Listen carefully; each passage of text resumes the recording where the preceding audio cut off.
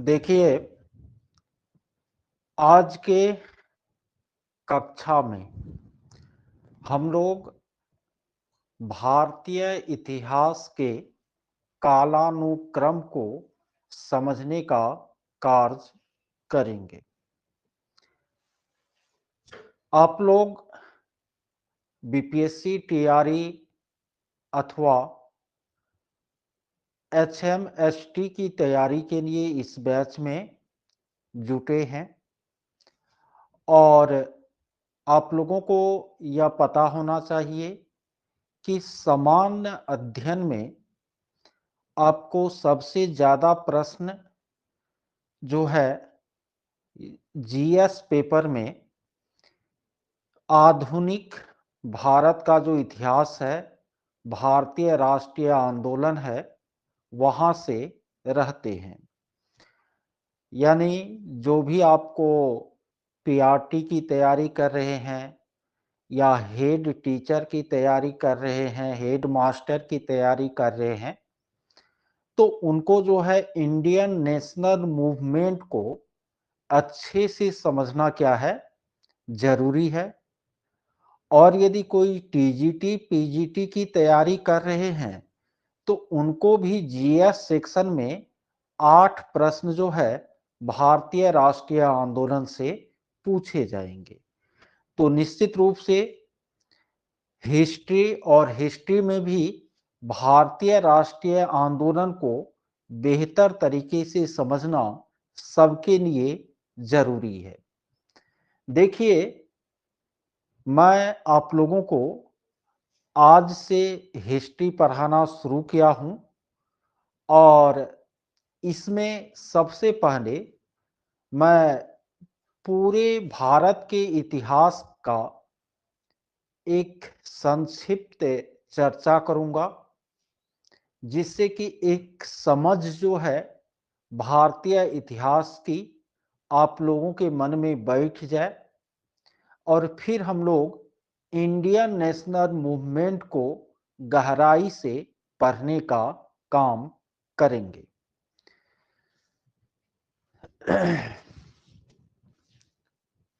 देखिए,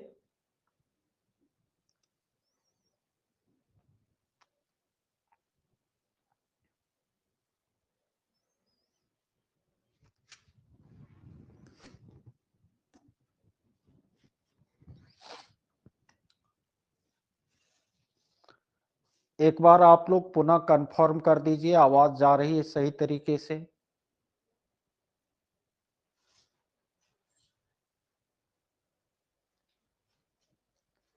चलिए, ठीक है। तो हम लोग आज जो है भारत के इतिहास के कालानुक्रम को समझेंगे, यानी शुरुआत से लेकर आज तक भारतीय इतिहास में जो घटनाएं घटी है उनका एक रूपरेखा हम लोग समझेंगे, दिमाग में सेट करने का काम करेंगे। सबसे पहले हम लोग इतिहास पढ़ना चूंकि शुरू कर रहे हैं तो थोड़ा सा चर्चा कर लेते हैं कि इतिहास है क्या, इतिहास पढ़ना क्यों जरूरी है, क्या हम जो इतिहास पढ़ते हैं वो बिल्कुल सत्य है या उनमें भी परिवर्तन हो सकता है, इतिहास कैसे पढ़े कि याद रहे। इतिहास क्या है? तो इतिहास सामाजिक विज्ञान की एक शाखा है और इसके अंतर्गत हम लोग मानव समाज में जो अतीत में घटी घटनाएं हैं उनका अध्ययन करते हैं। इतिहास एक कहानी की किताब है, लेकिन इतिहास ऐसी कहानी की किताब है जिसके पात्र, जिसके घटनाएं काल्पनिक नहीं होकर वास्तविक होते हैं। इतिहास पढ़ना क्यों जरूरी है? देखिए, इतिहास जो है हमें वर्तमान जीवन जीने की दिशा प्रदान करती है और भविष्य के लिए भी दृष्टि प्रदान करती है। अब मान लेते हैं कि हम भारत का इतिहास पढ़ रहे हैं। इसमें हम देखते हैं कि गुप्त वंश के शासनकाल के बाद भारत पर आपको बहुत सारे राजवंशों का शासन स्थापित हुआ। ये आपस में झगड़ना शुरू कर दिए, तो फिर इस्लाम धर्मावलंबी अरब और तुर्क के शासकों ने यहाँ आक्रमण किया और अपना शासन स्थापित किया। फिर हम इतिहास में पढ़ते हैं कि मुगल वंश जब आपको अंतिम दौर में था, 1707 के बाद औरंगजेब की मृत्यु के बाद, तो उनके बाद फिर पूरा भारतीय उपमहाद्वीप जो है वह स्वतंत्र राज्यों में छोटे छोटे खंडों में विभक्त हो गया और ये आपस में संघर्ष करने लगे, जिनका लाभ अंग्रेजों ने उठाया और यहाँ पर उन्होंने शासन स्थापित किया। तो ये इतिहास जो है हमें यह ज्ञान देती है कि वर्तमान समय में जो भारत की राष्ट्रीय एकता है वह अक्षुण्ण रहे, हम सभी मिलकर रहे, जिससे कि विदेशियों की पराधीनता हमें स्वीकार नहीं करना पड़े, जैसा कि हमें पूर्व में करना पड़ा था। तो इतिहास जो है वह हमें यह बताती है कि हमें वर्तमान किस तरह से जीना चाहिए और भविष्य के लिए भी यह दृष्टि प्रदान करती है। इसलिए इतिहास पढ़ना क्या है, जरूरी है। क्या हम जो इतिहास पढ़ते हैं वो बिल्कुल सत्य है या उनमें परिवर्तन हो सकता है? अब थोड़ा सा इस बात को समझने के लिए आपको ये समझना जरूरी है कि इतिहास का लेखन कैसे किया जाता है। जो इतिहासकार होते हैं वह जो इतिहास का लेखन करते हैं वह स्रोतों के आधार पर करते हैं। मैं आपको आगे वह बताया हूं कि इतिहास लेखन का आपको दो तरह का स्रोत होता है, अलिखित स्रोत और लिखित स्रोत। तो इतिहासकार जो इतिहास लिखते हैं वह इन्हीं स्रोतों से प्राप्त जानकारी के आधार पर लिखते हैं, ठीक है। और इसमें इतिहासकारों के जो अनुमान हैं या इन जानकारियों को रिलेट करने का जो तरीका है वह आपको अलग अलग हो सकता है। तो अलग अलग इतिहासकारों के इतिहास लेखन में भिन्नता भी हो सकती है। हम देखते हैं, सुनते हैं कि अभी बीजेपी का गवर्नमेंट है, बीजेपी अपने को राष्ट्रवादी मानती है और यह गवर्नमेंट या इस पार्टी के नेता हमेशा यह चर्चा करते हैं कि हमारा जो इतिहास है उन पर वामपंथी विचारधारा का बहुत ज्यादा प्रभाव पड़ा है, इसमें परिवर्तन की जरूरत है। तो कहने का मतलब मेरा यह है कि अब उस इसको ऐसे समझिए कि आपके जीवन में, सिंगल आपके जीवन में एक वर्ष में कितनी घटनाएं घटती है, उनको यदि आप एक डायरी में भी लिखते हैं तो इतनी मोटी डायरी हो जाती है और उसमें भी संपूर्ण का वर्णन नहीं होता है। प्रत्येक दिन जो प्रमुख बातें आपके जीवन में घटती है केवल उनका विवरण होता है। और यहां हजारों वर्ष की बात है, पूरे क्षेत्र की बात है। तो क्या जो साक्ष्य अभी उपलब्ध हैं वह संपूर्ण है? नहीं। नए साक्ष्य जब मिलते हैं विज्ञान की तरह, तो फिर इतिहास की धारणा में भी परिवर्तन होता है। 1920-21 में सैंधव सभ्यता की खोज हुई थी और उससे पहले माना जाता था कि भारत का जो इतिहास है वह आपको वैदिक युग से प्रारंभ होता है। लेकिन सैंधव सभ्यता की खोज के बाद यह धारणा बदल गई कि नहीं, वैदिक युग से पहले भी भारत में एक विकसित शहरी सभ्यता थी जो सिंधु नदी के तटवर्ती इलाकों में, सिंधु और उसके सहायक नदियों के तटवर्ती इलाकों में विकसित हुई थी। तो हम जो इतिहास पढ़ रहे हैं, पढ़ते हैं, वह समग्र नहीं होता, उसमें परिवर्तन संभव है। इतिहासकार के विचार, उनके दृष्टिकोण आदि का प्रभाव उस पर पड़ता है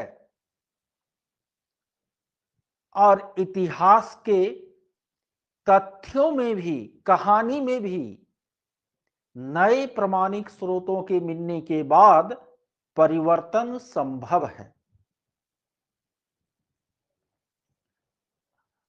अब अंतिम है कि इतिहास कैसे पढ़े कि याद रहे।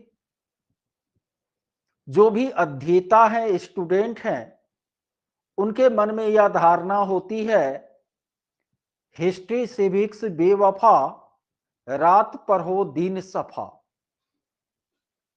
ऐसा क्यों होता है? क्योंकि वे इतिहास की घटनाओं को आपस में जोड़ नहीं पाते हैं,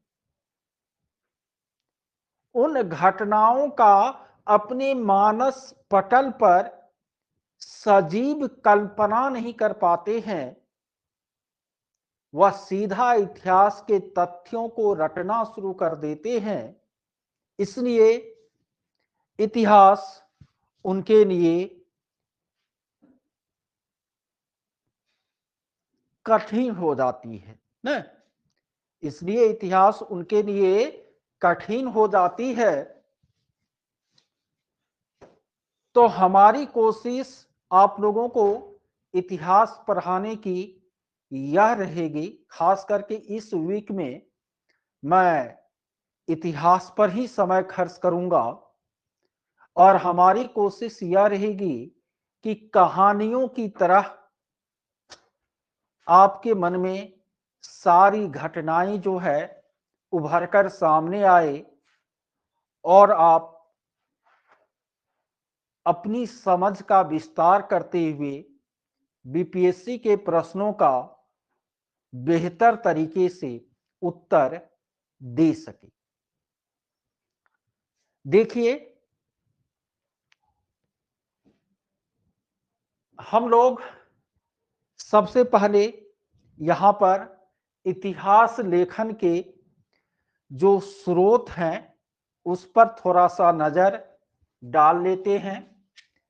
देखिए, इतिहासकार जो इतिहास लिखते हैं तो वह आपको दो तरह के स्रोतों का प्रयोग करते हैं। एक होता है अलिखित स्रोत और दूसरा होता है लिखित स्रोत। अलिखित स्रोत में क्या आता है, तो जो पुरातात्विक साक्ष्य हैं न, पुरातात्विक साक्ष्य जो भी है, चाहे वह खुदाई से प्राप्त वस्तुएं हो, प्रचलित मुद्राएं हो, जीवाश्म जीवों के, मनुष्यों के अवशेष हो, ये आपको जो भी पुरातात्विक साक्ष्य है या खुदाई से प्राप्त बर्तन, मोहर, ये सब हो, ये आपको और लिखित स्रोत हो गया, क्योंकि इसके आधार पर अनुमान लगाकर इतिहासकार इतिहास की रचना करते हैं। स्मृतियां, याददाश्त। स्मृतियां क्या है? यदि अभी मान लेते हैं कोई ऐसा व्यक्ति जीवित हो जिसका जन्म 1910 ईस्वी में हुआ, 1920 ईस्वी में हुआ, तो उन व्यक्तियों की स्मृतियों में निश्चित रूप से उस समय जो स्थिति थी, अंग्रेजों का शासन था, उसका उन्होंने उसको देखा होगा, उनका अनुभव क्या होगा, और उनके स्मृतियों में वह संचित होगी। वह इतिहास लेखन का कैसा स्रोत हो गया? और लिखित स्रोत। मेरे दादाजी थे आपको, वह उतने पढ़े लिखे नहीं थे, उतने क्या, बिल्कुल नहीं थे, सीधा सीधा सीधा साधा गांव के आदमी थे। तो मेरे दादाजी कहते थे कि उनके जमाने में जब लाल टोपी पुलिस वाला घोड़ा पर चढ़कर गांव में घुसता था, तो जो लोग जहां होते थे वहीं छिप जाते थे, कोई उनके सामने नहीं आता था। अब सोचिए, यह उदाहरण हम क्या हमको दिखाती है, यह बताती कि उस समय अंग्रेज भारतीयों को नस्लीय दृष्टि से हीन समझते थे, उसे देखना नहीं चाहते थे, उन पर एक रोब दबाना चाहते थे। उस तरह की परिस्थिति समाज में मौजूद थी। तो जो बात हम किताब में पढ़ते हैं वह उनके स्मृतियों को सुनने के बाद भी हमारे मन में आती है। तो ये स्मृतियां भी आपको इतिहास लेखन का और लिखित स्रोत है। साथ ही साथ जो लोक कथाएं होती है, जन श्रुतियां होती है, वे भी इतिहास लेखन के और लिखित स्रोत में आते हैं। इनके अलावे जो अभिलेख है, अभिलेख रिकॉर्ड, वह रिकॉर्ड चाहे स्तंभ पर खुदा हुआ कोई चीज है अशोक के जमाने का, या शिला पर खुदा हुआ कोई चीज है, या मध्यकाल में दीवारों पर खुदाई कर लिखा हुआ कोई चीज है, तो वे जो भी अभिलेख हैं, रिकॉर्ड हैं, वो लिखित स्रोत हो गए। इनके अलावे पांडुलिपि, प्राचीन काल में जब कागज नहीं था, मुद्रण कला का आविष्कार नहीं हुआ था, ताम्रपत्र भोजपत्र में पर उस समय जो लिखा जाता था वह यदि हमको अभी मिल रही है सुरक्षित रूप में, तो इसको हम क्या कहते हैं? पांडुलिपि कहते हैं। यह इतिहास लेखन का लिखित स्रोत है। उस समय के जो धार्मिक, राजनीतिक, साहित्यिक, ऐतिहासिक ग्रंथ है, जैसे भारत के प्राचीन वैदिक युग के बारे में जानना हो तो हम वेद, उपनिषद, पुराण आदि का क्या करते हैं? अध्ययन करते हैं, या उनका अध्ययन कर इतिहास लेखन किया गया है। धार्मिक ग्रंथ हो गया वह। यदि उस समय जो राजनीति से जुड़े हुए ग्रंथ लिखे गए प्राचीन काल में, जैसे कौटिल्य ने लिखा था अर्थशास्त्र, मध्यकाल में बहुत सारे विद्वानों ने राजनीति से जुड़ा हुआ किताब लिखा, या जो साहित्यिक और ऐतिहासिक ग्रंथ है, ये भी इतिहास लेखन का लिखित स्रोत है। इसके बाद पत्र पत्रिका।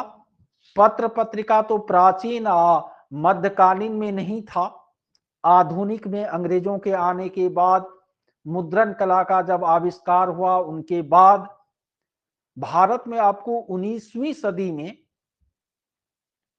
1800 ईस्वी के रेंज में पत्र पत्रिकाओं का संपादन, प्रकाशन शुरू हुआ। तो वो जो अभी आपको सुरक्षित है, उनका अध्ययन कर भी इतिहासकार इतिहास का लेखन करते हैं। जो भी आर्कीव स्रोत है, जैसे अंग्रेज का शासन चल रहा था तो अलग अलग समय पर जो आदेश पत्र ये सब सरकारी रूप से गजट ये सब निकलता था। और विदेशियों के जो विवरण है, चाहे वो प्राचीन काल में मेगास्थनीज की इंडिका हो या ह्वेनसांग की स्मृतियां हो या इब्न बतूता जो भारत आए थे, अलबरूनी जो आए थे मध्यकाल में, और भी बहुत सारे विदेशी लोग भारत आए और उन्होंने अपने यात्रा वृतांत में भारत का वर्णन किया है। तो ये सब भारतीय इतिहास को लिखने का लिखित स्रोत है। तो ये सब आधार है जिन पर भारतीय इतिहास को इतिहासकारों ने लिखने का काम किया है। आप लोग हमारी बातों को समझ पा रहे हैं?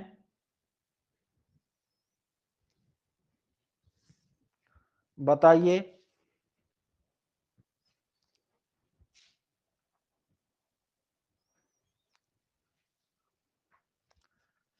चलिए आगे हम लोग बढ़ते हैं। देखिए अभी जो भारत में भी प्रचलित कैलेंडर है वह है ग्रेगोरियन या ईसाई या जूलियन या अंग्रेजी कैलेंडर।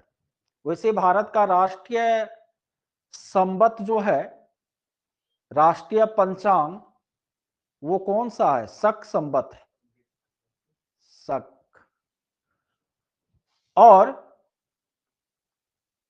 आपको लेकिन ये वाला कैलेंडर जो है प्रचलित है और आपको जो भी तिथियां याद रखनी है वह इसी कैलेंडर पर आधारित याद रखनी है।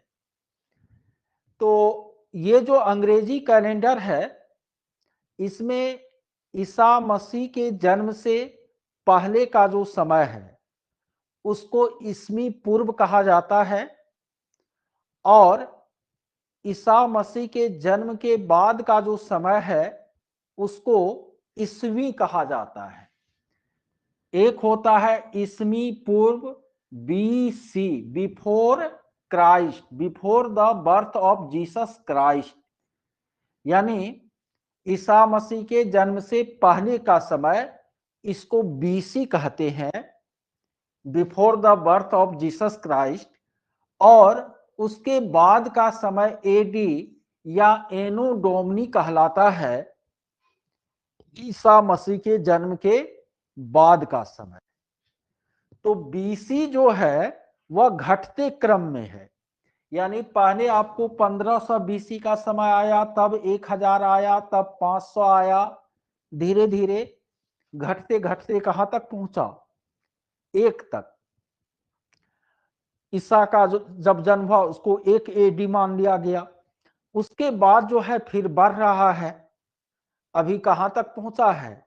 2024 तक पहुंचा है।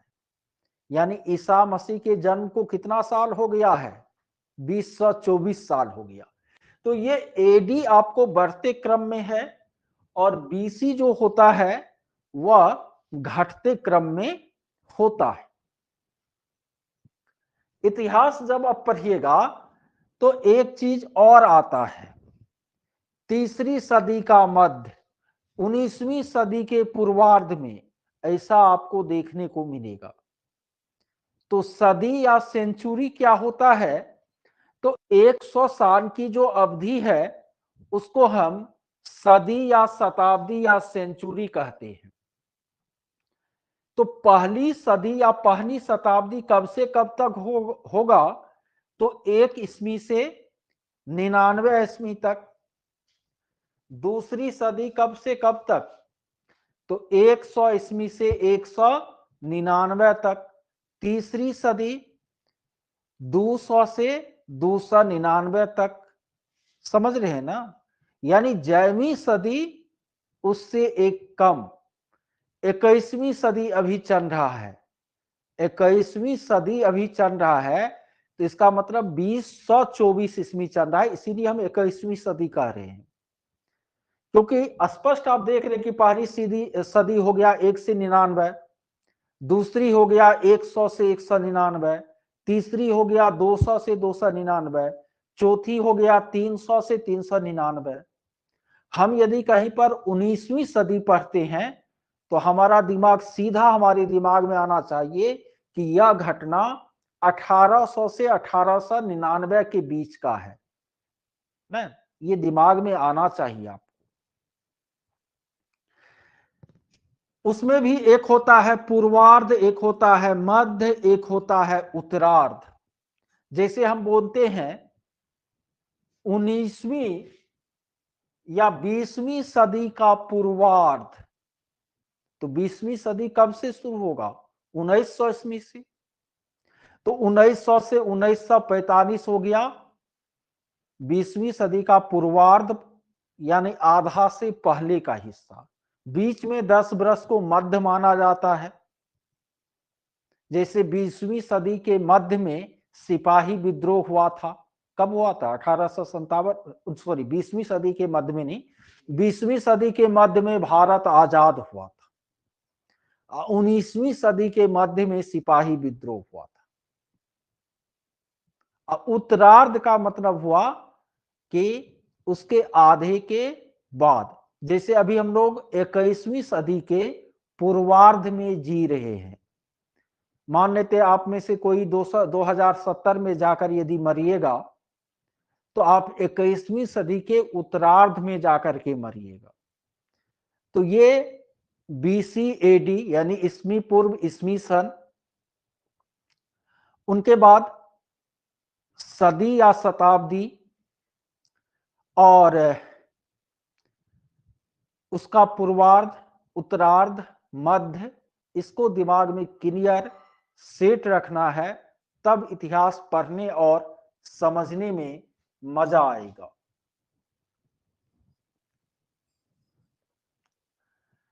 अब देखते हैं भारतीय इतिहास का काल विभाजन। देखिए, भारतीय इतिहास का जो काल विभाजन है, इसमें सबसे पहले है प्रागैतिहासिक काल। तो प्रागैतिहासिक काल किसको कहा जाता है? प्राक जोर ऐतिहासिक, यानी इतिहास से पहले का समय। कहने का मतलब वह समय जिसका हमको बहुत ही कम साक्ष्य उपलब्ध है, वह समय जिसका कोई लिखित विवरण नहीं है, उसको कहते हैं प्रागैतिहासिक काल। तो भारत में 50,000 BC से 10,000 BC, 10,000 BC है, बाद में आया, 50,000 पहले आया था। तो 50,000 ईस्वी पूर्व से 10,000 ईस्वी पूर्व तक ये आपको प्रागैतिहासिक काल है। 10,000 BC से 1500 BC तक इसको आद्य ऐतिहासिक काल कहा जाता है। इसी में आपको सैंधव सभ्यता भी आती है।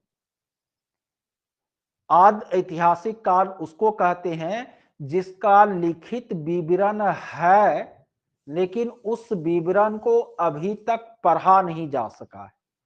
जैसे सिंधु घाटी सभ्यता का कुछ लिखित साक्ष्य भी है, उसकी लिपि बहुत चित्रात्मक थी सिंधु घाटी सभ्यता के लोगों की, लेकिन उस लिपि को अभी तक पढ़ना संभव नहीं हो पाया है। तो वह आपको आद्य ऐतिहासिक युग हो गया।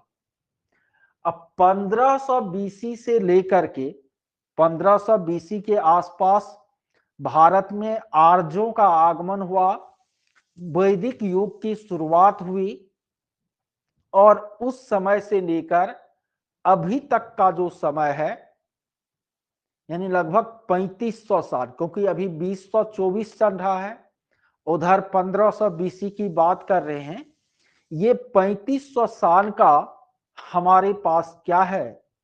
लिखित साक्ष्य उपलब्ध है, लिखित इतिहास उपलब्ध है। एक चीज आप लोग ध्यान रखिएगा, जब आप प्राचीन भारत का इतिहास पढ़ेंगे और 5 राइटर का बुक पढ़ेंगे तो आपको इन ईस्वियों में भिन्नता जो है देखने को मिलेगी। इसीलिए आपको प्राचीन भारत में प्रश्न जो है ईस्वियों पर आधारित नहीं के बराबर पूछे जाते हैं, न ही उसको याद रखना है। ठीक है, बस एक दिमाग में सेट होना चाहिए कि हाँ फलाने समय की बात हो रही है ना, अप्रॉक्स में, क्योंकि सिस्टमेटिक उस समय का तो कुछ है, उस समय तो यह कैलेंडर भी नहीं चलता था जिस समय का इतिहास हम लिख रहे हैं। तो वहां पर ईस्वियों में थोड़ा आपको भिन्नता देखने को मिल सकता है। कहीं दिया रहेगा 273 में अशोक गद्दी पर बैठे, या कहीं दिया रहेगा 269 में बैठे। अब आप कंफ्यूज होते रहिए। रात में इसी तरह जब हम नोट लिख रहे थे, मेरे सामने 4 किताबें थी और सब में ये डिफर कर रहा था। तो फिर जो एप्रोप्रिएट हमको लगा एनसीईआरटी वाला, उसको हमने लिखने का यहां पर काम किया है। इन ईस्वियों को याद नहीं रखना है, बस एक समझ के लिए आपको दिमाग में रखनी है।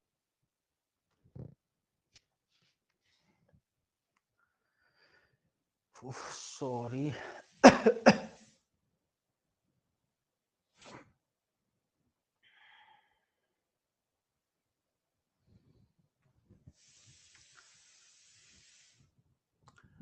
अब देखिए यहां पर भारतीय इतिहास के कालानुक्रम में आद्य ऐतिहासिक युग का हम कुछ पीरियड लिखे हैं। भारतीय इतिहास में 3500 बीसी से 1200 बीसी, 3500 से 1200 बीसी के ईस्वी पूर्व के बीच के समय को ताम्र पाषाणिक काल कहा जाता है, क्योंकि उस समय तांबा और पत्थर इनसे बने औजारों का प्रयोग मानव करता था, और तांबा में टीन मिलाकर कांसा बनाना भी सीख लिया था इसी अवधि में। 1200 बीसी तक है ना, तो 2350 से 1750 है सैंधव सभ्यता का समय। तो यह ताम्र पाषाण कालीन या कांस्य युगीन सभ्यता थी। कौन? सैंधव सभ्यता। और उनके बाद आपको 1000 बीसी के बाद यानी उत्तर वैदिक काल में लोहा का प्रयोग करना भारत के लोगों ने सीखा, और उसको लोह काल के नाम से भी हम लोग जानते हैं। सैंधव सभ्यता का देखिए ईस्वी में पीरियड में विद्वानों की अलग अलग मान्यता है। कहीं 2500 से 1500 देखने को मिलेगा, कहीं कुछ। लेकिन कार्बन 14 की विधि, C14 विधि आप लोग समझते होंगे, इनसे पुराने चीजों के आयु का निर्धारण होता है। तो इस विधि द्वारा सैंधव सभ्यता का जो काल निर्धारित किया गया है वह है आपको 2350 से 1750 ईस्वी पूर्व तक। तो ये तो हो गया आपको आद्य ऐतिहासिक में। उससे पहले प्रागैतिहासिक 50,000 से 10,000 तक। अब देखिए प्राचीन भारत, जानते हैं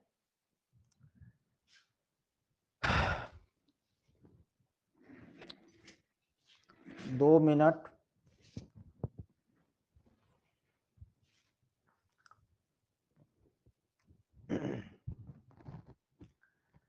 प्राचीन भारत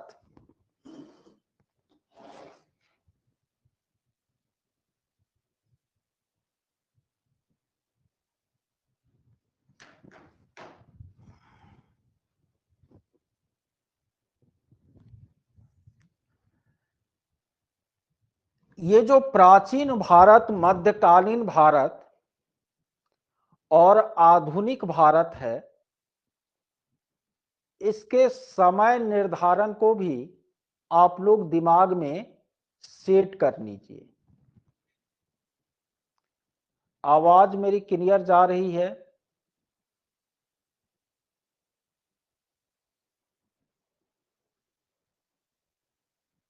ओके।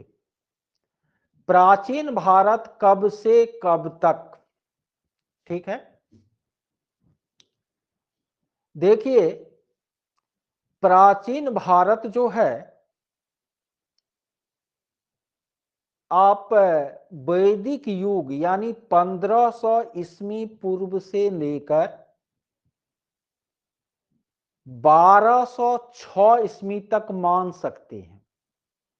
थोड़ा सा ध्यान दीजिए, प्राचीन भारत जो है आप कब से कब तक मान सकते हैं, तो 1500 बीसी ऋग्वैदिक काल की शुरुआत हुई थी, तब से लेकर 1206 ईस्वी जब आपको गुलाम वंश का शासन शुरू हुआ था, तब तक आप प्राचीन भारत मान सकते हैं। लेकिन आपको किताबों में 1500 बीसी से लेकर 712 ईस्वी तक भी आपको प्राचीन भारत माना गया है।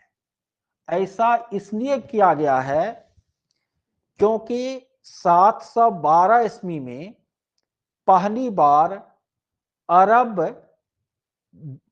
देश के शासकों ने भारत पर आक्रमण किया, इस्लाम का आगमन हुआ आपको 712 ईस्वी में। इसीलिए कुछ इतिहासकार जो है मध्यकाल की शुरुआत 712 ईस्वी से ही मानते हैं, लेकिन जानते हैं प्रारंभ में 500 साल तक, प्रारंभ में 500 साल तक मुसलमान यहां के केंद्रीय सत्ता पर काबिज नहीं हो सका, ठीक है। जिस तरह अंग्रेज 1757 में ही बंगाल को जीता और 1600 ईस्वी में ही व्यापार करना शुरू कर दिया, लेकिन 1857 तक आते आते लगभग वह पूरे भारत पर अधिकार कर पाया।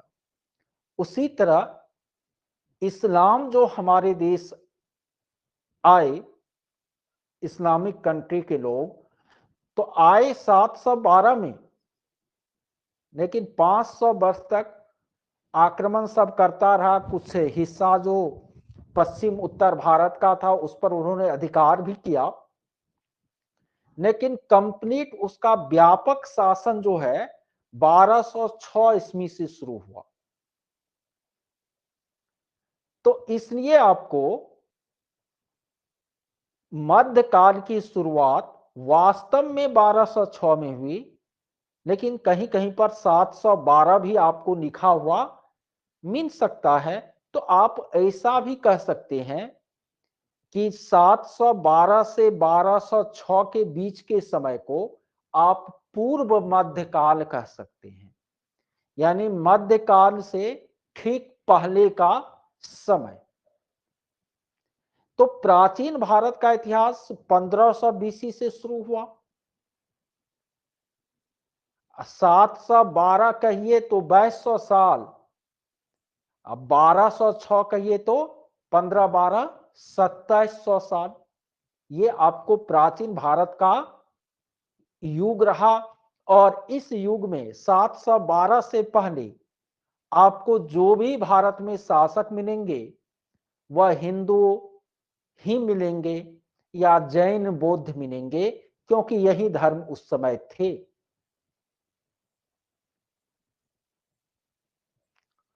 और 712 के बाद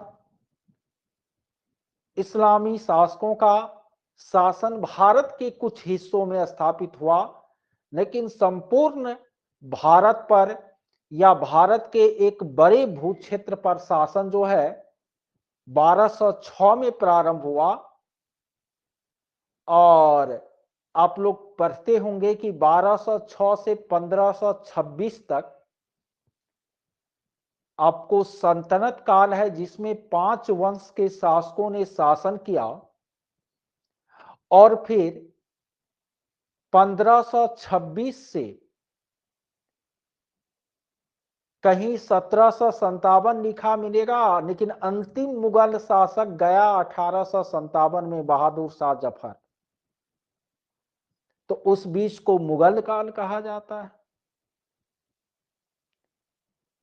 भारत एक ऐसा देश रहा है जहां पर दुनिया भर से लोग आए हैं, रहे हैं।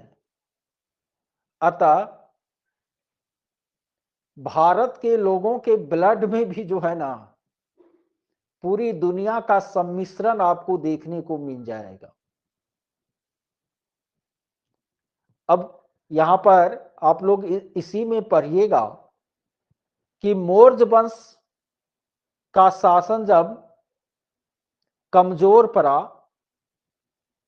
तो ईरान और यूनान, ईरान के हकमनी राज्य और यूनान का सिकंदर आकर यहां आक्रमण किया था। मौर्य वंश का शासन जब आपको प्रारंभ हो रहा था उस समय, फिर आपको गुप्त वंश कमजोर पड़ा तो अरब और तुर्क के लोगों ने आकर यहां पर आक्रमण किया, रहना शुरू किया, शासन स्थापित किया। और फिर आपको यूरोप के लोगों ने। तो भारत में इसीलिए सब है, सभी संस्कृतियों का सम्मिश्रण है भारत में। और यही कारण है कि आपको भारत में इतनी विविधताएं जो है देखने को मिलती है। देखिए यहां पर प्राचीन भारत की शुरुआत वैदिक काल से होती है। उसमें पहला है आपको ऋग वैदिक काल। ऋग वैदिक काल 1500 बीसी से 1000 बीसी तक। और फिर ऋग वैदिक काल में आपको एक ही ग्रंथ मुख्य रूप से ऋग्वेद था। फिर आपको उत्तर वैदिक काल का समय आया, जिसमें आपको अन्य वेदों के अतिरिक्त उपनिषद, पुराण आदि की भी रचना हुई। और उत्तर वैदिक काल का समय जो है 1000 से 600 बीसी के बीच माना जाता है। याद रखिएगा, सैंधव सभ्यता शहरी सभ्यता थी, वैदिक सभ्यता ग्रामीण सभ्यता थी। और वैदिक युग में आर्य मध्य एशिया से आकर यहां पर रहना शुरू किए थे। वैदिक युग के बाद 600 ईस्वी पूर्व में, 600 ईस्वी पूर्व के बाद, 600 ईस्वी पूर्व के बाद 599 598 ये आएगा, यानी 500 से 599 के बीच आएगा, जिसको आप क्या कह सकते हैं, 6ठी शताब्दी ईस्वी पूर्व। इसमें आपको भारत में महाजन पदों का विकास हुआ। 16 महाजन पद आप लोग पढ़े होंगे। बिहार में भी एक अंग महाजन पद था, एक मगध महाजन पद था। इस तरह पूरे भारत में 16 महाजन पद थे। इनका अभ्युदय, महाजन पदों का अभ्युदय 6ठी सदी ईस्वी पूर्व में हुआ।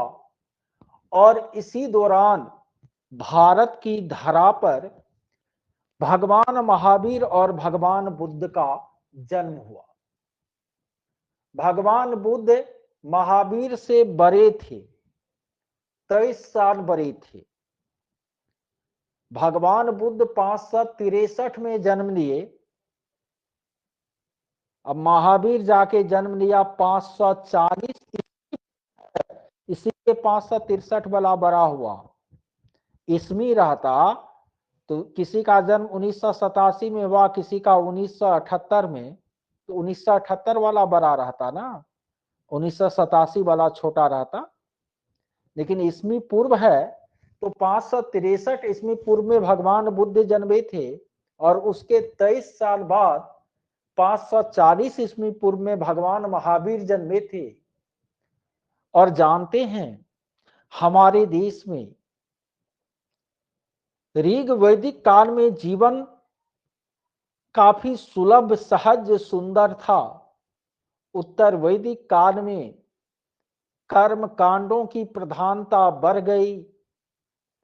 संस्कृत और उनके ग्रंथों को समाज के कुछ उच्च वर्ग के लोगों ने अपनी बपोती समझ लिया। आम लोग जो है उनके नीतियों से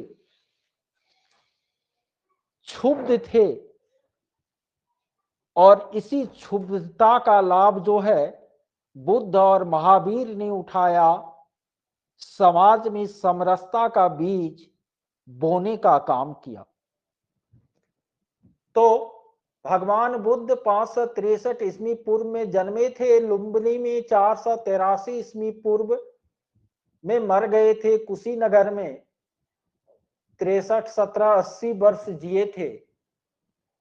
महावीर बाबू 540 ईस्वी पूर्व में जन्म लिए थे, 468 ईस्वी पूर्व में आकर मर गए, 72 वर्ष वह जिए थे। एक ने बौद्ध धर्म का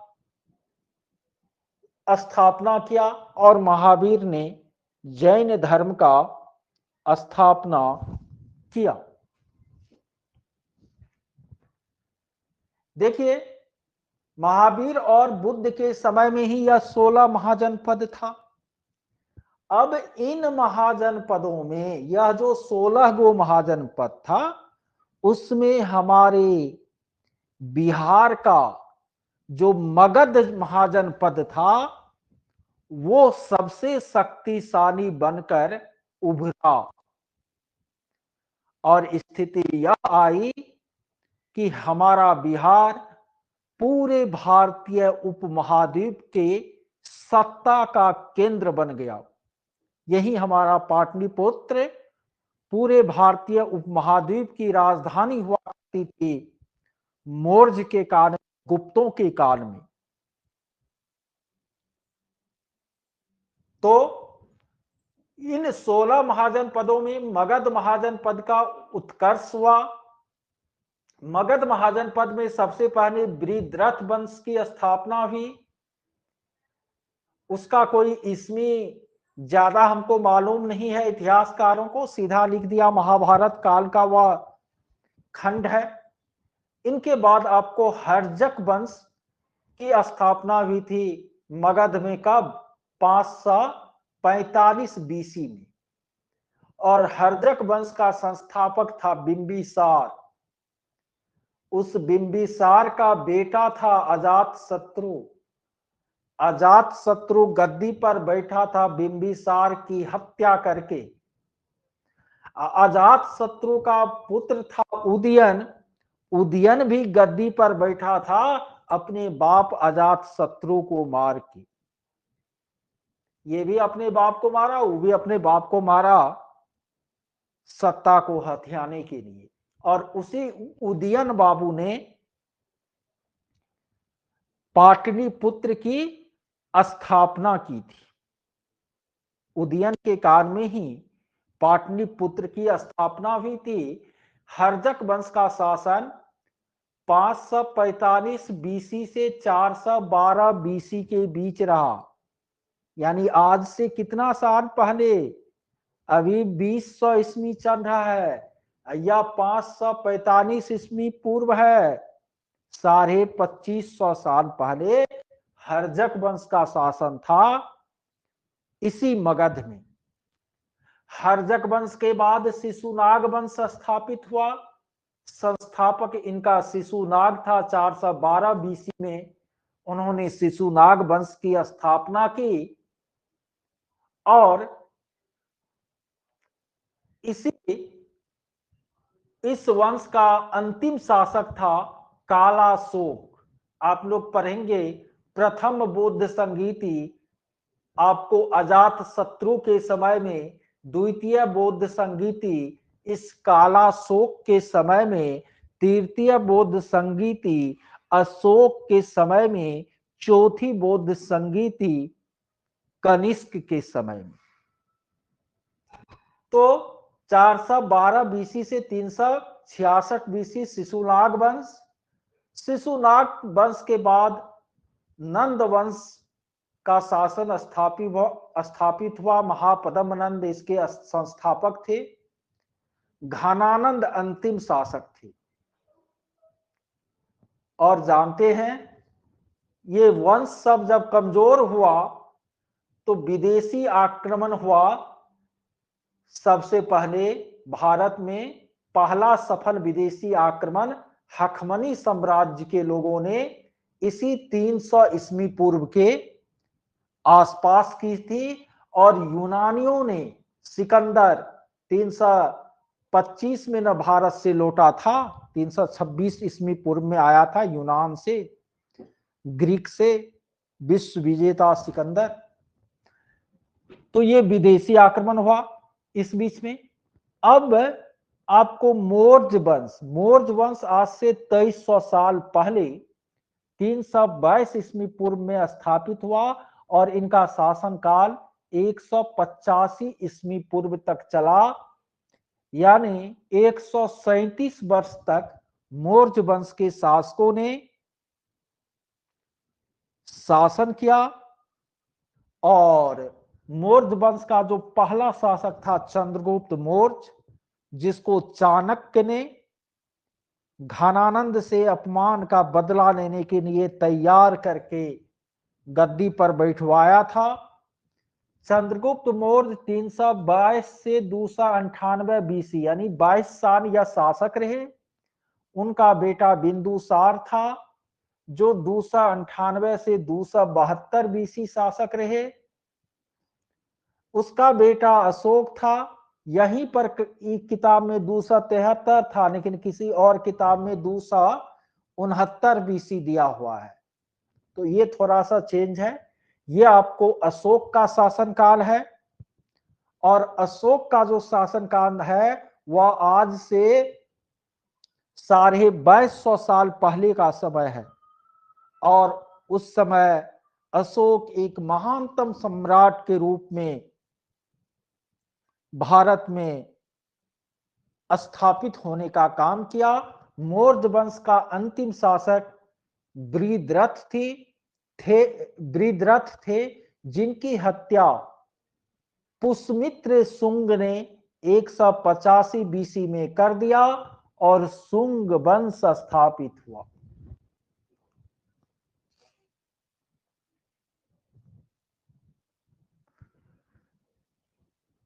अब आगे जो है क्या एक के दिन के लेक्चर में कर दे कि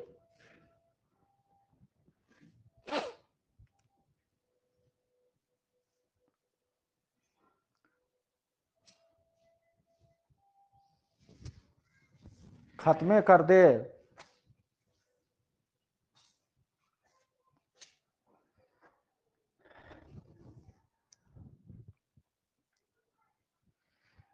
अब देखिए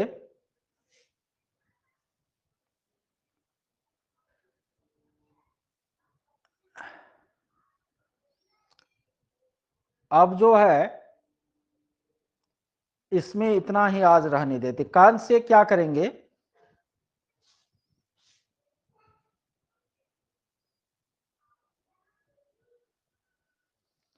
घनानंद चंद्रगुप्त मौर्य, इसका तो बार बार चर्चा होता है।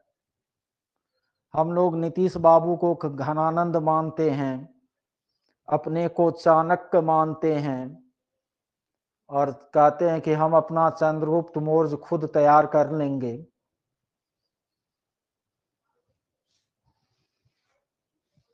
बिल्कुल, एक लेक्चर में इससे ज्यादा बात जो है वह दिमाग से निकलेगी भी, क्योंकि समय खेपुआ लेक्चर नहीं हुआ है। या आपको जितना बताए हैं बहुत कुछ इसमें बताए हैं। आप लोग क्या कीजिएगा, हालांकि एक बात आप लोग ध्यान रखिए कि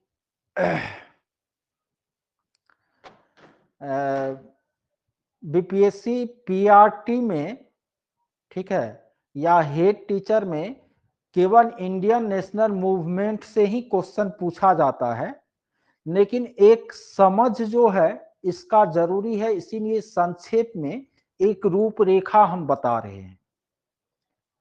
हालांकि जिसका सोशल साइंस स्पेशल होगा टीआरई में या 9th-10th में, या आपको 11th-12th में कोई हिस्ट्री के विद्यार्थी होंगे तो उनको मैं प्राचीन और मध्यकालीन भी अलग से विस्तार में पढ़ाऊंगा। लेकिन अभी हमको फोकस करना है इंडियन नेशनल मूवमेंट पर, जहां से आपको प्रश्न आते हैं जो सिलेबस में है। तो लेकिन सीधा यदि वहां से शुरू कर देंगे तो फिर दिमाग में एक पैटर्न इतिहास का नहीं बैठेगा। इसीलिए मैं इस तरह से बता रहा हूं। इनके बाद एक और क्लास होगी, तो कल हम लोग मध्यकालीन को खत्म कर लेंगे, परसों हम आधुनिक का कालानुक्रम पढ़ लेंगे, 3 क्लास हो जाएगी। और उसके बाद फिर इंडियन नेशनल मूवमेंट में जिस चीज पर फोकस करना है उस चीज पर फोकस करेंगे। ठीक है। और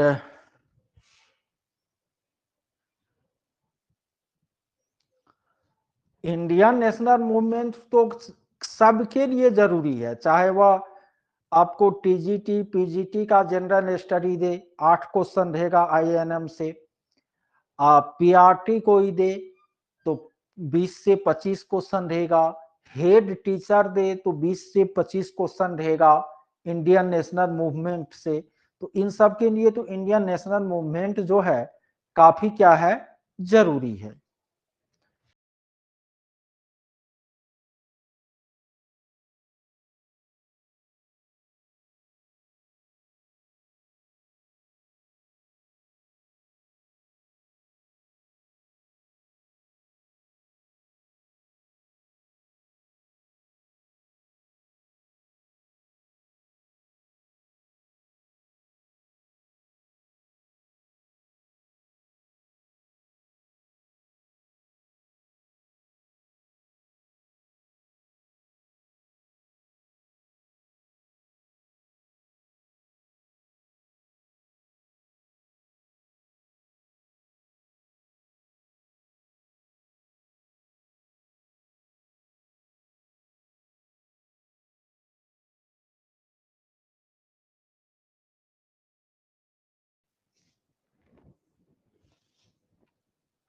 कल इसमें जो है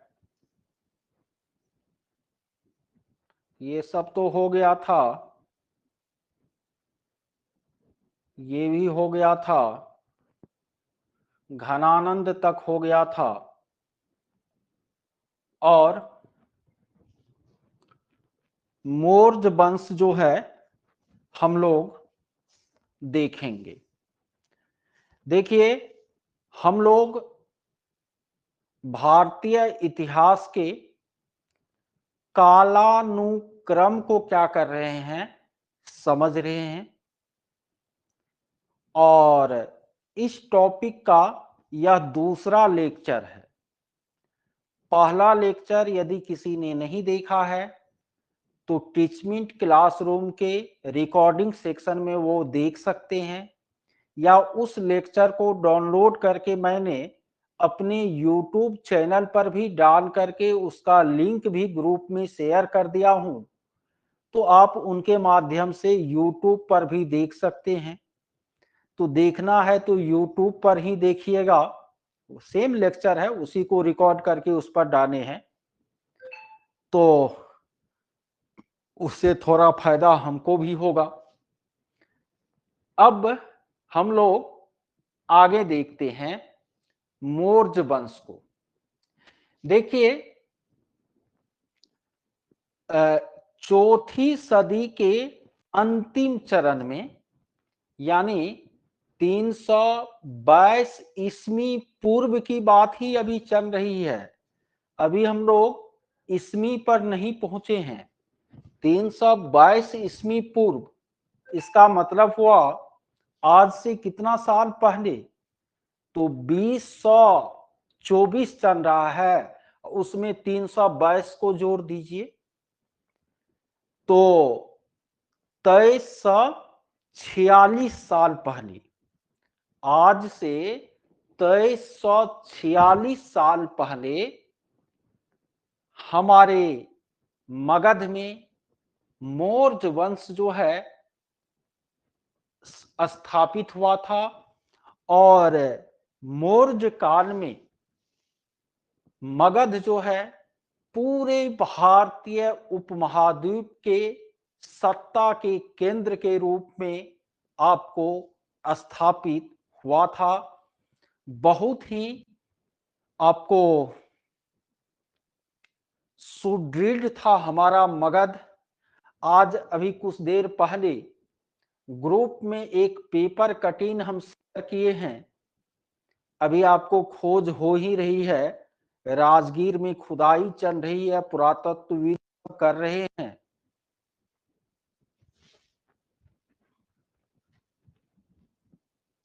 आवाज बैटरी तो ठीक है,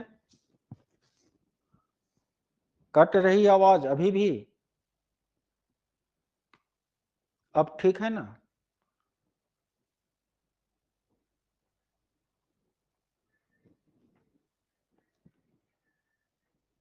ठीक, ओके ओके। हाँ,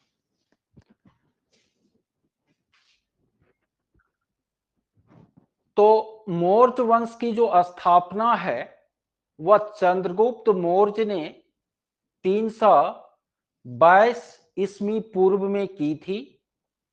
चंद्रगुप्त मौर्य को चंद्रगुप्त मौर्य बनाने वाला जो व्यक्ति था वह चाणक्य था। वही चाणक्य जिसको कौटिल्य, विष्णुगुप्त आदि नामों से भी जाना जाता है, जो तक्षशिला विश्वविद्यालय में आचार्य के रूप में काम कर चुके थे।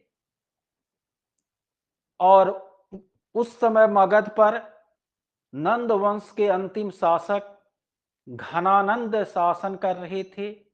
उन्होंने अपनी दरबार में चाणक्य का अपमान किया था और उस अपमान का बदला लेने के लिए आपको चाणक्य ने चंद्रगुप्त मौर्य को तैयार किया। और चंद्रगुप्त मौर्य जो है घनानंद को सत्ताच्युत कर मगध की बागडोर अपने हाथों में ली। चंद्रगुप्त मौर्य जो है 24 वर्ष तक शासन किया। 322 ईस्वी पूर्व से 298 ईस्वी पूर्व तक चंद्रगुप्त मौर्य ने शासन किया। फिर उनका बेटा बिंदुसार हुआ। एक था वो बिंबिसार था हर्जक वंश में, जिनका बेटा अजातशत्रु और जिनका बेटा उदयन कंजो पढ़ाए थे, ये बिंदुसार है। तो चंद्रगुप्त मौर्य का बेटा बिंदुसार हुआ, जो 298 ईस्वी पूर्व में गद्दी पर बैठा और 26 बरस तक, 26 नहीं 72 20 92, हाँ 26 बरस तक शासन किया। 272 में इनका शासन खत्म हुआ और इनके बाद अशोक जो है 273 ईस्वी पूर्व में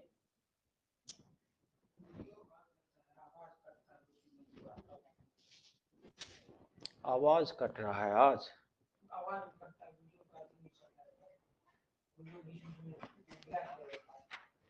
नेटवर्क का तब इशू होगा। क्या आप लोगों को भी ऑडियो वीडियो में प्रॉब्लम हो रही है? अभी ठीक है, चलिए। Okay okay. कुछ लोगों को यदि प्रॉब्लम हो रही होगी तो उनका अपना नेटवर्क वीक होगा, ठीक है। लेकिन सब लोगों को एक साथ प्रॉब्लम होने लगेगी तो इनका मतलब यहां पर आपको गड़बड़ी होगा। तो चंद्रगुप्त मौर्य का पुत्र बिंदुसार 26 वर्ष तक शासन किया और बिंदुसार का बेटा अशोक जो है आपको 273 बीसी से लेकर के 232 बीसी तक, यानी आपको 41 साल तक अशोक जो है शासन किए थे। अभी हमारे नीतीश जी को 20 साल होने वाला है।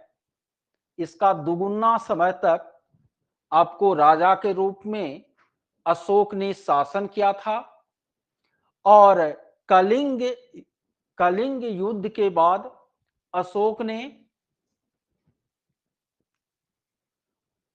आपको बौद्ध धर्म को अपना लिया था और अशोक ने अपने पुत्र और पुत्री महेंद्र और संघमित्रा को बौद्ध धर्म के प्रचार के लिए श्रीलंका भी भेजने का काम किया था। तो ये तीन शासक मौर्य वंश में महत्वपूर्ण है। अशोक के बाद उनका बेटा पोता आपको गद्दी पर बैठा, लेकिन धीरे धीरे अशोक के बाद मौर्य वंश कमजोर होता गया।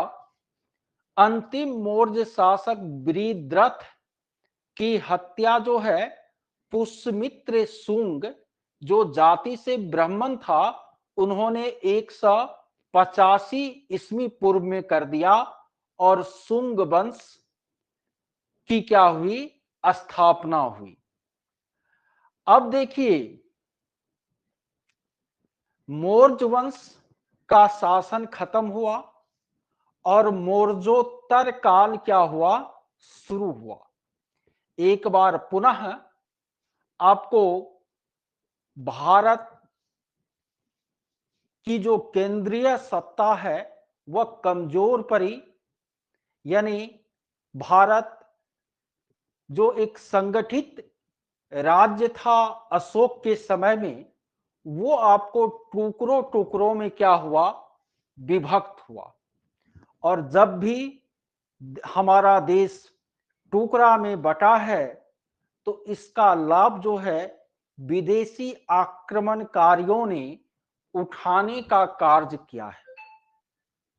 तो यह जो संक्रमण काल है 185 ईस्वी पूर्व, गुप्त वंश का शासन स्थापित हुआ 275 ईस्वी में, तो 185 साल उधर हो गया और 275 साल इधर हो गया। तो कितना साल हो गया 185 और 275, बताइए। 465 साल हो गया ना। तो 465 साल बीच में जो है मौर्य और गुप्त के बीच का डिफरेंस है कितना साल का, 465 साल का, 450 साल का, एकाध साल का नहीं। अभी भारत को स्वतंत्र हुए जो है आपको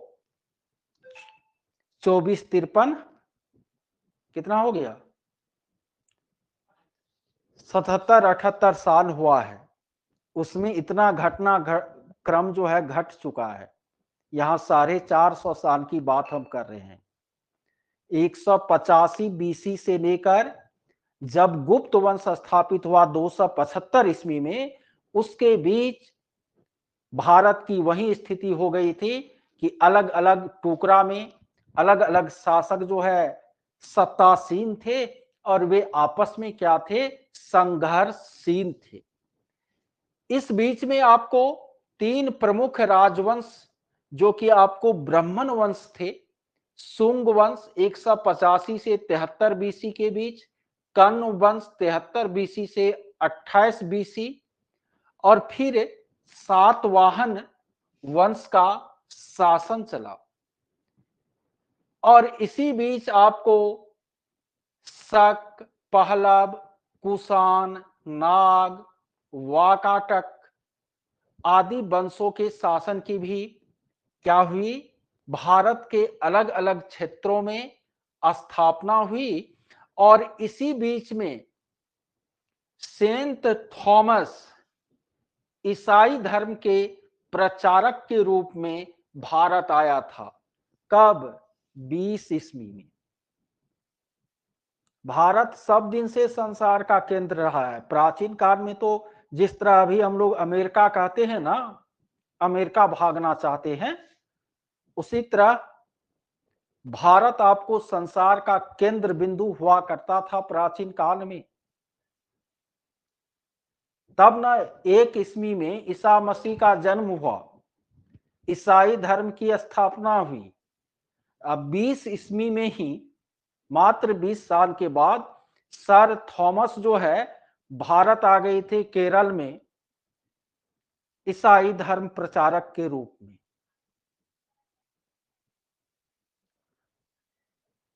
670 ही था ना इस्लाम का। एक सेकेंड,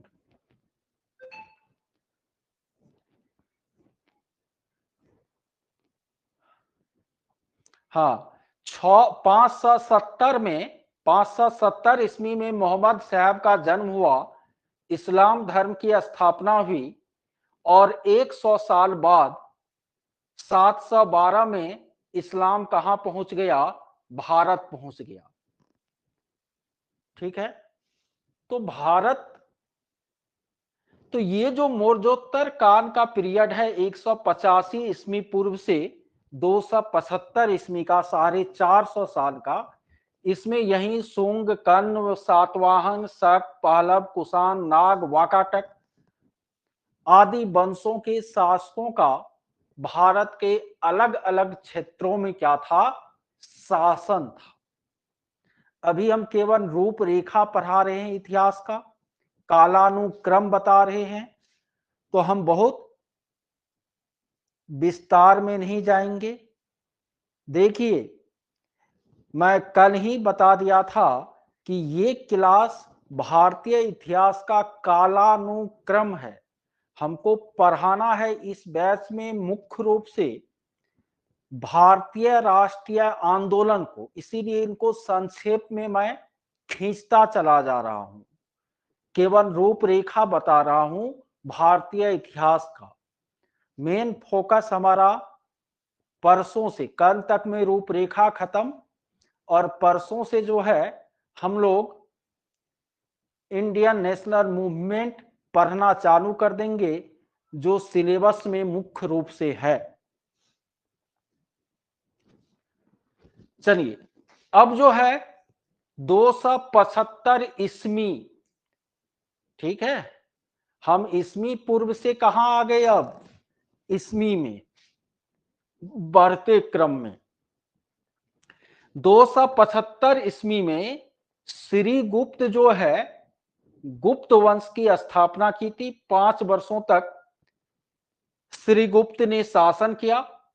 उनका पुत्र हुआ घटोत्कच, महाभारत का पात्र भी है घटोत्कच। यह जो है 280 ईस्वी में गद्दी पर बैठे। 319 ईस्वी, किसी किसी किताब में 320 ईस्वी दिया हुआ है, ठीक है, एनसीईआरटी में 319 है, न्यूसेंट में 320 है। तो ये हम कल ही बता दिए थे कि प्राचीन भारत के इतिहास का जो वर्ष या तिथि है उसमें थोड़ा बहुत आपको चेंजिंग देखने को मिलेगा, तो इसको लेकर परेशान नहीं होना है। ये इसमें आपको पूछा भी नहीं जाएगा, ये केवल समझने के लिए है। तो 280 से 319 तक यानी लगभग 40 साल घटोत्कच का शासन रहा। फिर आपको 319 में चंद्रगुप्त प्रथम, एक था चंद्रगुप्त मौर्य वंश का संस्थापक। 322 ईस्वी में चंद्रगुप्त मौर्य चाणक्य की सहायता से मगध की गद्दी पर बैठा था और 298 ईस्वी पूर्व में वह मरा था। कौन? चंद्रगुप्त मौर्य। ये चंद्रगुप्त प्रथम है जो किस वंश का था? गुप्त वंश का ना। और चंद्रगुप्त प्रथम जो है 319 से 335 15 साल शासन किया। उसका बेटा था समुद्रगुप्त। समुद्रगुप्त 40 बरस शासन किया, 335 से 375, कहीं कहीं 380 भी है। और समुद्रगुप्त के समय में जिस तरह मौर्य काल में अशोक के समय में भारत की स्थिति थी, उसी तरह गुप्त काल में चंद्रगुप्त के समय में भारत सुदृढ़ स्थिति में था। और भारत का नेपोलियन भी समुद्रगुप्त को कहा जाता है, क्योंकि उन्होंने भारत के समस्त क्षेत्रों को जीतकर उसे एकीकृत कर उन पर शासन करने का कार्य किया। समुद्रगुप्त का पुत्र फिर चंद्रगुप्त द्वितीय हुआ। चंद्रगुप्त प्रथम, चंद्रगुप्त द्वितीय, ये गुप्त वंश में है। और चंद्रगुप्त मौर्य जो है वह मौर्य वंश में। चंद्रगुप्त द्वितीय ये भी 35 साल शासन के, 40 साल ये भी लगभग 375 से 415 तक। उनका बेटा हुआ कुमारगुप्त, 415 से 455 तक कुमारगुप्त बाबू जो है शासन किए। इसी कुमारगुप्त के समय में नालंदा विश्वविद्यालय की क्या हुई थी? स्थापना हुई थी। उनका बेटा फिर स्कंदगुप्त जो है शासन किया। स्कंदगुप्त के बाद फिर एक दो गो शासक हुआ, उसका उतना चर्चा नहीं है। अंतिम गुप्त शासक जो है वह कौन था? भानुगुप्त था। तो ये आपको गुप्त वंश जो है लगभग 200 साल तक गुप्त वंश का शासन चला। और इस दौरान जो है भारत की स्थिति जो है बेहतर थी। अब गुप्तोत्तर काल यानी गुप्त के बाद वाला समय, अब फिर भारतीय इतिहास में संक्रमण काल क्या होता है? शुरू होता है। फिर भारतीय इतिहास में आपको संक्रमण काल शुरू होता है। भारत की एकता विखंडित होनी शुरू होती है। कल भी हम बताए थे कि इतिहास हमको वर्तमान जीने की प्रेरणा देती है। अभी है ना, भारत में अब क्षेत्रीयता धीरे धीरे उभार ले रही है। राज ठाकरे बंबई में बिहारियों को पीटते हैं। पूर्वोत्तर से उत्तर भारतीयों को भगाया जा रहा है। दक्षिण भारत में उत्तर भारतीयों का शोषण हो रहा है। अपने अपने क्षेत्र की बात जो है बहुत प्रमुखता से नेतागण उठा रहे हैं। वही स्थिति होगी जिस तरह मौर्य के बाद वाला समय था या गुप्त के बाद वाला समय था या मुगलों के बाद वाला समय था। तो पराधीनता हमको झेलनी पड़ी थी। विदेशी आक्रमण कार्यों को अवसर का लाभ उठाने का फायदा मिलता है। तो गुप्तोत्तर काल जो है वह 600 ईस्वी के बाद जो है लगभग 600 ईस्वी के आसपास शुरू हुई। और जब तक आपको सल्तनत काल की शुरुआत 1206 में, लगभग 600 साल तक भारत टुकड़ों में विभक्त रहा। उसी में कोई टुकड़ा थोड़ा ज्यादा मजबूत था तो कोई थोड़ा कम मजबूत था। तो इस बीच में जो जो वंश सब है उनका क्षेत्र भी मैंने लिखा है। वाकाटक वंश जो कि विदर्भ क्षेत्र मध्य प्रदेश, वहां उनका शासन था। पुष्यभूति वंश, देखिए एक शुंग वंश था। शुंग वंश पुष्यमित्र शुंग ने स्थापित किया था। ये पुष्यभूति वंश या वर्धन वंश है, ठीक है। पश्चिमी भारत में इनका आपको शासन था। हर्षवर्धन इस वंश के बहुत बड़े सम्राट हुए और इनके अलावे पल्लव वंश का शासन दक्षिण भारत के तमिलनाडु में कांचीपुरम पल्लव वंश की राजधानी थी, पल्लव वंश के शासकों का। इस वंश का संस्थापक सिंह विष्णु था। कृतार्जुनियम के लेखक भारवी कवि इसी के दरबार में रहते। जानते हैं, एक चीज बताना हम भूल गए यहां पर थोड़ा सा। गुप्त काल जो है सांस्कृतिक दृष्टि से भारत के लिए स्वर्णिम काल रहा था। कालिदास जैसे रचनाकार उसी गुप्त काल के थे, ठीक है। इसके बाद चालुक्य वंश, राष्ट्रकूट वंश, पाल वंश। ये पाल वंश का शासन जो है इस दौरान 750 ईस्वी में इसकी स्थापना भी थी और पाल वंश का शासन क्षेत्र बिहार और बंगाल था न। पाल वंश का शासन क्षेत्र बिहार और बंगाल था। पाल वंश की स्थापना गोपाल ने की थी। पाल वंश की राजधानी जो है पाल वंश के शासकों का वह मुंगेर था। मध्यकाल में मुंगेर जो है बहुत केंद्र रहा सत्ता का। तो पाल वंश की राजधानी मुंगेर में थी।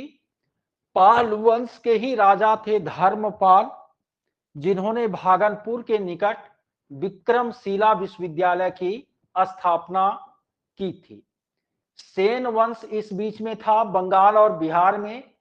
लक्ष्मण सेन इसका बहुत प्रतापी राजा हुआ था। इसी लक्ष्मण सेन के दरबार में गीत गोविंद के रचयिता जयदेव जी रहा करती थी। इस अवधि में यानी यह 600 से 1200 के बीच का समय है। इस अवधि में कश्मीर में आपको कारकाट, उत्पल, लोहार आदि राजवंशों का शासन रहा। कश्मीर के इतिहास का पता हमें कलहन की राह पुस्तक राज तरंगिणी से मिलती है। ये गुर्जर प्रतिहार वंश, परमार वंश, चंदेल वंश, सोलंकी वंश, सिसोदिया वंश। वहीं सिसोदिया वंश जो कि एक राजपूत शासकों का वंश था और चित्तौड़ के मेवाड़ में उसकी राजधानी थी। राणा संगा और महाराणा प्रताप घास की रोटी चिबाकर लड़े थे आपको मुगलों से। तो ये आपको सिसोदिया वंश के ही थे। फिर चौहान वंश है। इसी चौहान वंश के शासक पृथ्वीराज तृतीय को तराइन के युद्ध में 1192 ईस्वी में हराकर आपको मोहम्मद गोरी ने यहां पर इस्लाम शासन की नींव डाली थी। देखिए यहां मैंने पूर्व मध्यकालीन भारत लिखा है। मैंने कल भी बतलाया था कि यह 700 से 1200 के बीच का जो समय है इसको प्राचीन भारत में भी आप रख सकते हैं। 700 ईस्वी से 1200 ईस्वी के बीच का, ये 500 साल का समय। या आप इसको जो है पूर्व मध्यकालीन भारत भी कह सकते हैं। यह वह समय था जिसमें भारत जो है अलग अलग टुकड़ों में बटा था, अलग अलग राजवंश शासन कर रहे थे और अरब और तुर्क से मुसलमान शासक यहां आकर आक्रमण कर रहे थे। यहाँ इस्लाम के उदय के बारे में थोड़ी सी हमने चर्चा की है। मोहम्मद साहब का जन्म 570 ईस्वी में मक्का में हुआ था। ज्ञान की प्राप्ति उसे 610 ईस्वी में मक्का के ही हीरा गुफा में हुआ था। 24 सितंबर 622 को उन्होंने मक्का से मदीना की यात्रा की थी और इसी तिथि से हिजरी संवत का प्रारंभ होता है। 8 जून 632 ईस्वी को मोहम्मद साहब की मृत्यु हुई और इसके 80 साल बाद 712 ईस्वी में मोहम्मद बिन कासिम ने, जो कि अरब के थे, उन्होंने भारत के सिंध क्षेत्र पर अपना कब्जा जमाया। शुरुआत में उनका उद्देश्य केवल भारत से धन दौलत को लूटना और इस्लाम का प्रचार करना था। जिस तरह अंग्रेज भारत आए थे तो उनका उद्देश्य केवल व्यापार करना था। अब बाद में स्थिति का फायदा उठाकर उन्होंने शासन करना शुरू कर दिया।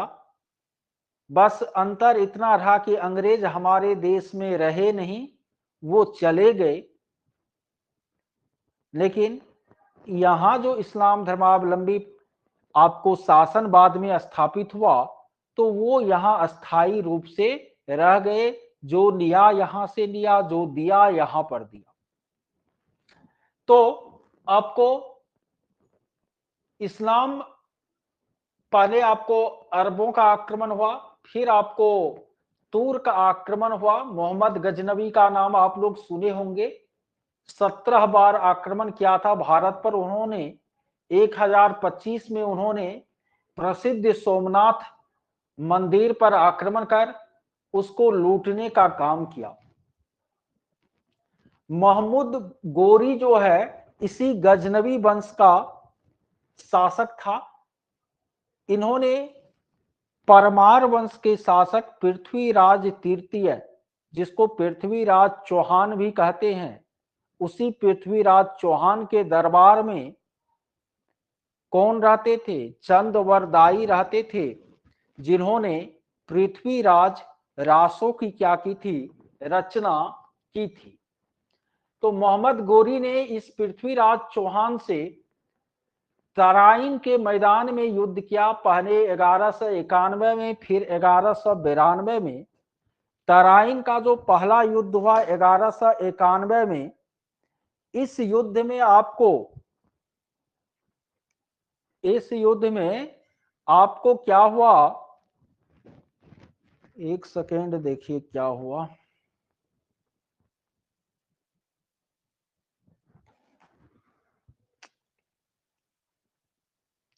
हाँ, तो पहले युद्ध में जो है, आप लोगों को भी ये दिख रहा होगा,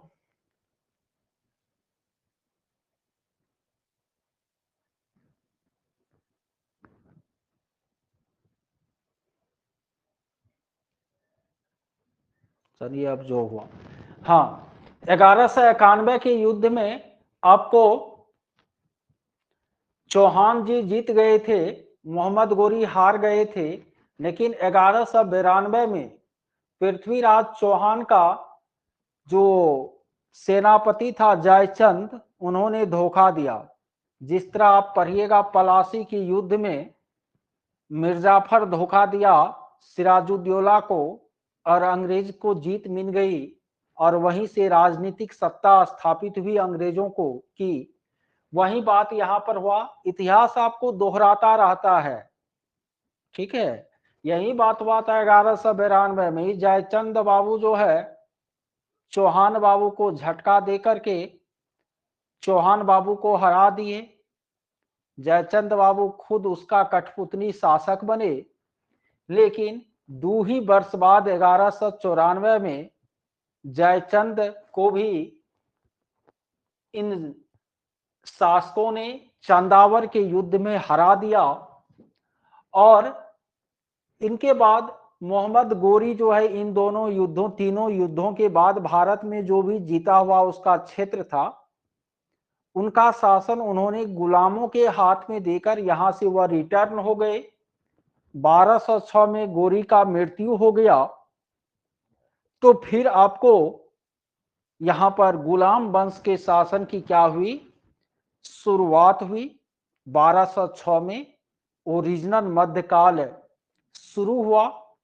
अब इसके बाद क्या क्या हुआ, उन चीजों को हम लोग एक नजर में कल देख लेंगे मध्यकाल और आधुनिक काल के इतिहास की रूपरेखा को, और परसों से हम लोग एकदम टॉपिक पर पहुंच जाएंगे। और सब बताइए आप लोग।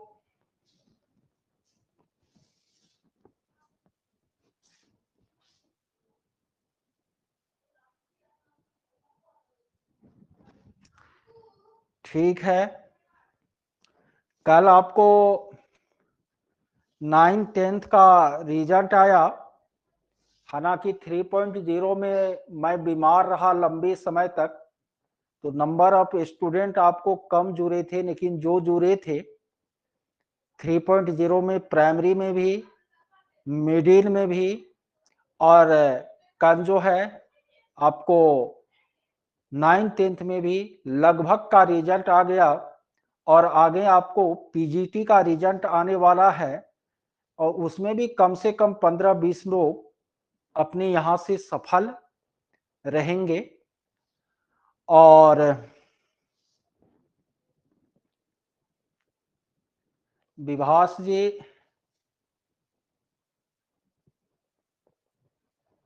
आप तो बहुत हाल में हमसे जुड़े ही हैं, 15 दिन महीना दिन पहले टीआरई 3.0 में तो आप नहीं जुड़े थे। तो आपका जो यह संस्थान है वह अपना जो एक परफॉर्मेंस है उसको 2019 से ही लगातार बनाए हुए हैं। और चाहे वह सीटेट हो, एस्टेट हो, टीआरई 1 हो, टीआरई 2 हो, टीआरई 3 हो, सक्षमता परीक्षा हो, हेड टीचर एग्जाम हो, हेड मास्टर एग्जाम हो। तो चलिए, वैसे ये सूचनाएं आप लोगों को सोशल मीडिया के प्लेटफॉर्म से मिल ही रही होगी, आप लोग देख ही रहे होंगे, और जो हमसे नजदीकी से जुड़े हुए हैं वो इन सारे चीजों को समझ रहे होंगे। और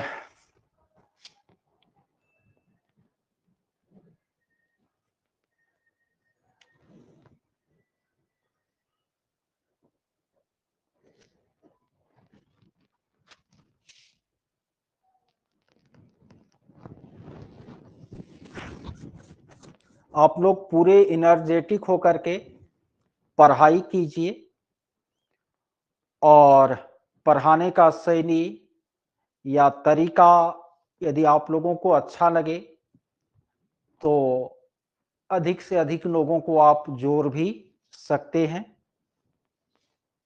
पीडीएफ ग्रुप में शेयर किए थे, फिर से एक बार शेयर हम कर देंगे जो नए लोग जुड़े हैं उनके लिए।